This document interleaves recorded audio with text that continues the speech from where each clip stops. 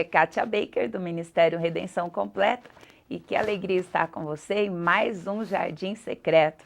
E hoje eu quero te fazer um convite, você que está Zona Norte de São Paulo, Guarulhos, região, venha nos visitar em um dos nossos endereços, na Avenida Dr. Timóteo Penteado, número 3203, Sobreloja.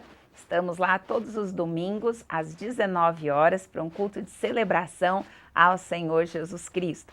Você também pode nos visitar na Avenida Tiradentes, número 804, Centro de Guarulhos. Estamos lá aos domingos pela manhã, às 10 horas, para um grande culto de celebração. Começando o domingo, começando o primeiro dia da semana, celebrando o Senhor Jesus Cristo. Tanto pela manhã ou à noite estaremos lá aguardando a sua presença. Mas hoje, como temos feito de costume, não estou te convidando para um lugar geográfico, mas te convido para um lugar espiritual que o nosso Criador preparou para nós, o Jardim Secreto, onde você e eu podemos entrar com liberdade, com ousadia, porque há mais de 2000 anos atrás, Jesus Cristo foi levantado na cruz do Calvário e ele, por a sua morte, seu sacrifício, rasgou o céu, abriu o nosso contato com o nosso Criador. A partir daquele dia, você e eu temos livre acesso à presença de Deus Pai através do Senhor Jesus Cristo. E eu quero, antes de mais nada, te convidar para falar com Deus.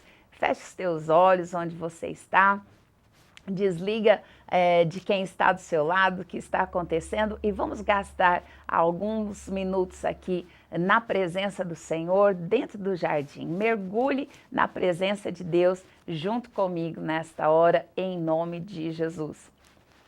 Senhor Deus, Pai querido e amado, nós nos apresentamos diante do teu trono de graça. Senhor amado, te louvamos e te bendizemos por mais essa oportunidade de estarmos juntos, Senhor, diante de ti. Senhor, nós te pedimos, Pai, que o Senhor se revele para nós. Senhor, nós queremos tanto te conhecer, tanto, Senhor, chegar perto de ti, Senhor, e ouvir, Senhor, de ti mesmo. Senhor, que os nossos olhos espirituais sejam abertos, que os nossos ouvidos espirituais sejam abertos. Senhor, que todo espírito de engano, Senhor, que mostra um Deus distante, um Deus sem poder, um Deus que não nos ama, um Deus que não é presente. Senhor, que todo espírito de engano esteja caindo por terra, Senhor amado, e não esteja mais nos atrapalhando, Senhor, de termos um relacionamento contigo. Pai, no nome poderoso de Jesus Cristo, sabemos, Pai, que a nossa justiça é como um trapo de imundície diante da tua presença. Não estamos diante de ti, Senhor, confiando na nossa própria justiça.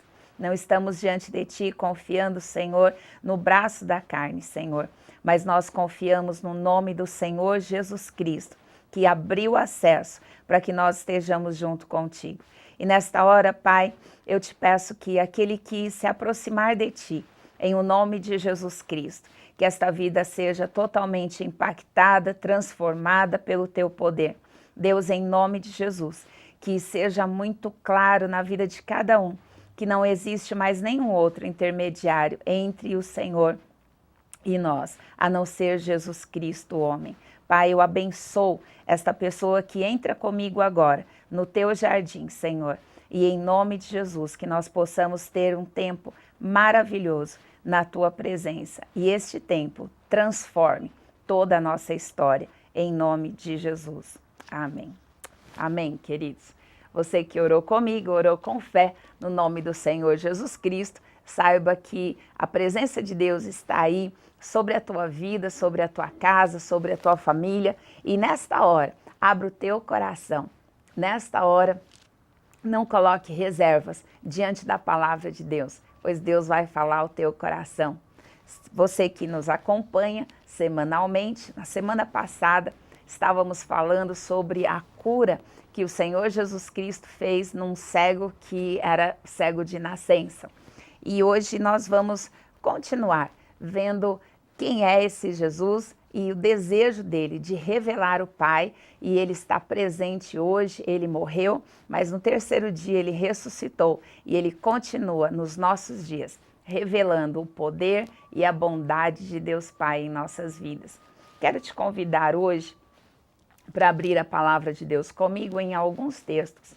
Então vamos iniciar lá em Lucas capítulo 2, versículo 25. E a Bíblia diz assim: que havia em Jerusalém um homem cujo nome era Simão, e este homem era justo e temente a Deus, e esperando a consolação de Israel. Guarda essa palavra, ele aguardava a consolação de Israel. O Espírito Santo estava sobre ele, e fora-lhe revelado pelo Espírito Santo que ele não morreria antes de ter visto o Cristo do Senhor.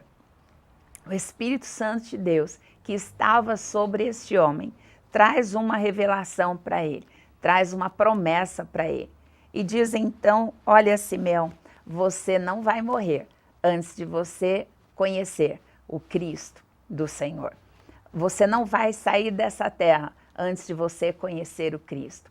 E eu quero dizer para você, esta aqui, que foi promessa na vida de Simeão, é o desejo de Deus para a minha vida e para a tua vida. Não queira sair desta terra sem você realmente conhecer o Cristo. Não saia deste lugar, não saia desse jardim hoje sem você conhecer o Cristo do Senhor, sem você ter uma revelação, sem que você o veja, sem que você o experimente. Não abra mão disso. Essa promessa é vontade de Deus para a minha vida e para a tua vida. E aí, ele então segura essa promessa e continua. E a Bíblia diz, versículo 27, e pelo Espírito, novamente, o Espírito Santo conduzindo, graças a Deus por Jesus Cristo, que subiu aos céus e enviou para nós o Espírito Santo. O Espírito Santo é que nos convence do pecado, da justiça e do juízo. O Espírito Santo é aquele que está aqui hoje revelando a palavra de Deus aos nossos corações. E o Espírito Santo conduziu este homem ao templo.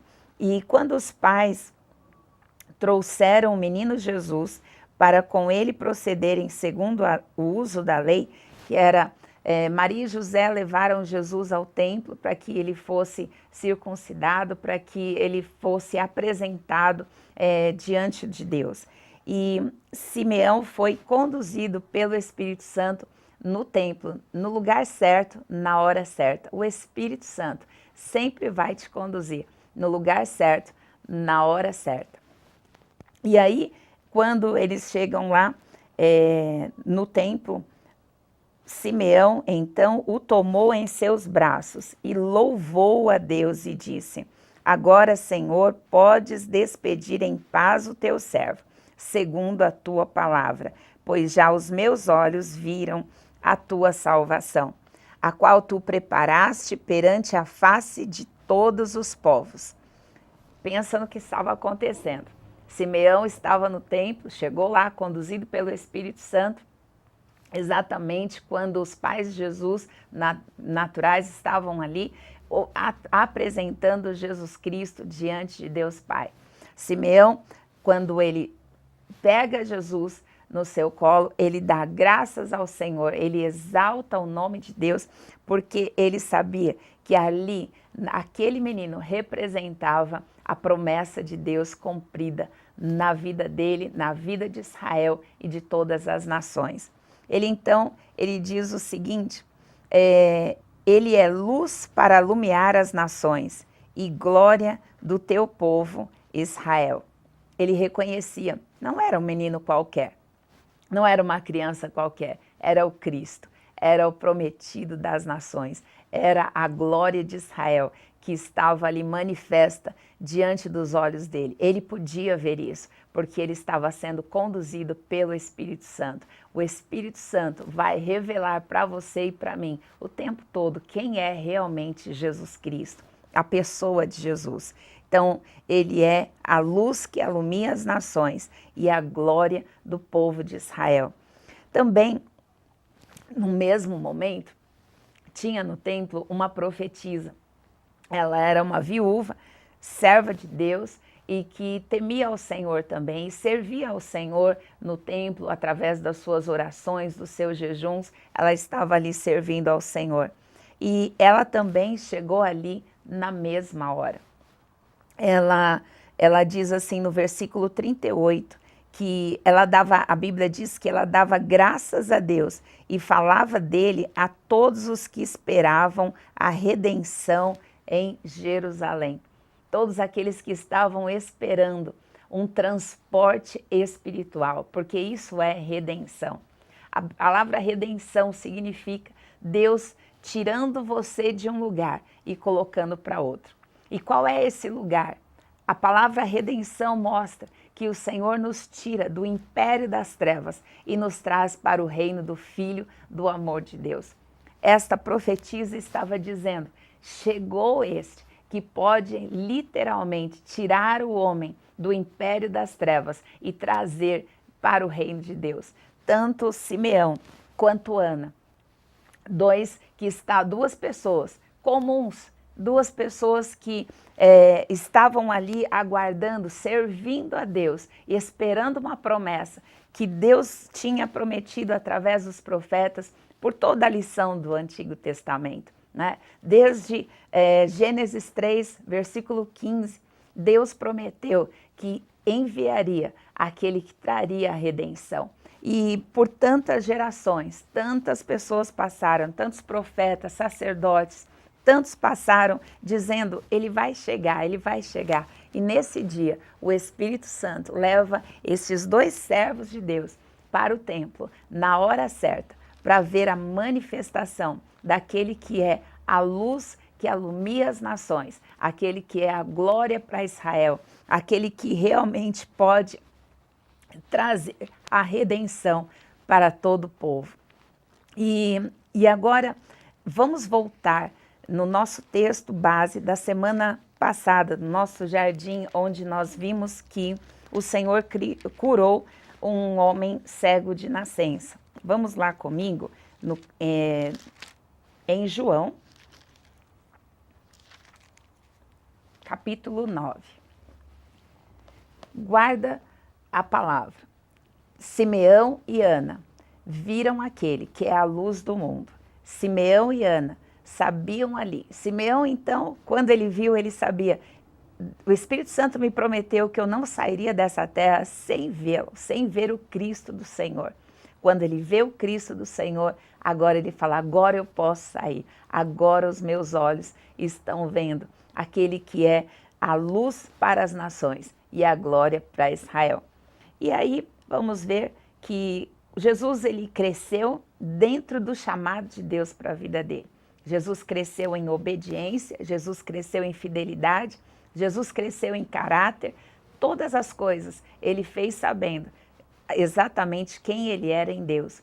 Ele era a luz. E aí, quando João capítulo 9, versículo 4, Jesus diz assim: convém que eu faça as obras daquele que me enviou enquanto é dia.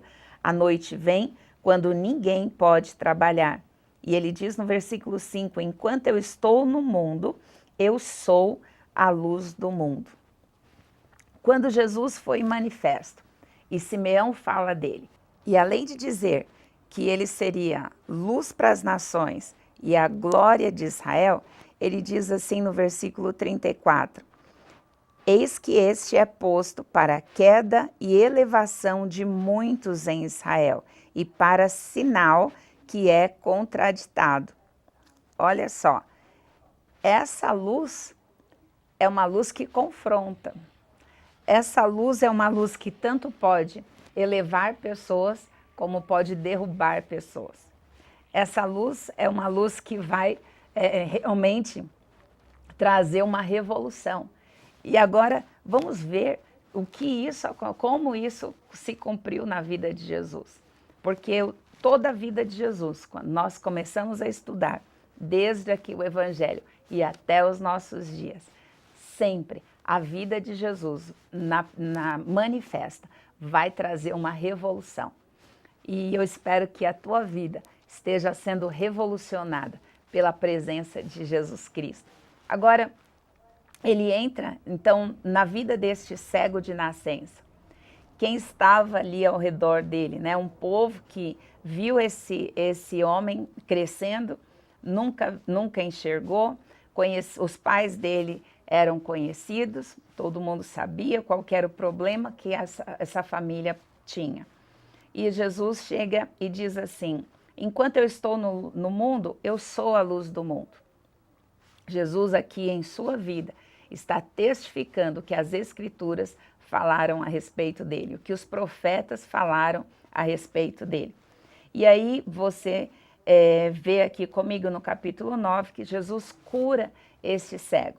Quando ele cura este cego, para o cego, a revelação de Jesus, a revelação de Jesus na vida dele trouxe exatamente qual é a vontade de Deus para a minha vida, para a tua vida. O Senhor quer que os nossos olhos sejam abertos. E agora teve um alvoroço na cidade. E os religiosos queriam saber quem é que curou esse homem e curou no dia de sábado. E aí, para quem que eles foram perguntar também? Além de perguntar para o próprio homem que foi curado, eles não se deram por satisfeitos, foram perguntar para os pais dele. E aí, no capítulo 9, versículo 19, perguntaram para ele: é este o vosso filho, que vós dizeis ter nascido cego? Como, pois, vê agora? Seus pais responderam e disseram-lhe: sabemos que este é o nosso filho e que nasceu cego, mas como agora vê, não sabemos. Quem lhe tem aberto os olhos, não sabemos. Tem idade, perguntai-lhe a ele mesmo, e ele falará por si mesmo. Seus pais disseram isso porque temiam os judeus, porquanto já os judeus tinham resolvido que se alguém confessasse ser ele o Cristo, fosse expulso da sinagoga. Por isso é que seus pais disseram: tem idade, perguntai-lhe a ele mesmo. O medo desses pais de confessarem Jesus Cristo, como Jesus como sendo o Cristo, o Filho do Deus vivo. Essa confissão traria para estes homens a expulsão da sinagoga. Eles seriam retirados do meio do povo. E eles tinham muito medo disso. Então, para confessar Jesus Cristo como Senhor, nessa época aqui, nesse contexto, as pessoas estariam sendo expulsas. Tinham um preço para pagar. E eu fiquei pensando, meditando nessa palavra, quantas vezes nós até somos beneficiados por Jesus. Recebemos bênçãos na nossa família, mas quando é para confessar que Jesus Cristo é o Filho de Deus, que Ele é o Senhor das nossas vidas, quantas vezes nós estamos temendo ser expulsos do meio em que nós estamos vivendo? Quantas vezes essa confissão, essa declaração pública, dizendo que realmente esse é o Senhor da minha vida, o quanto isso pode nos custar? Muitas vezes as pessoas temem ser chamados de religiosos, outros temem ser chamados de quadrados, outros temem não serem mais aceitos no meio dos seus amigos. O que custa para você confessar publicamente o senhorio de Jesus Cristo? Muitas vezes nós estamos sendo beneficiados pelas mãos de Jesus, mas não estamos querendo confessar e andar com a pessoa de Jesus. Para eles, era uma expulsão. Mas para este homem que foi curado, os olhos dele viram a luz. E quando nós vemos a luz, quando nós temos um encontro com esta luz verdadeira, não temos mais condições de andar no meio das trevas. Nós começamos a ser guiados por essa luz, guiados para esta luz. Eu sempre digo que um evangelho que não nos leve para um encontro pessoal, duradouro, contínuo com o Senhor Jesus Cristo, com a pessoa de Jesus Cristo, é um evangelho que está falsificado. Uma religião que não nos leva a estar confessando e andando com Ele de maneira pública, é uma religião que jamais vai religar um homem a Deus.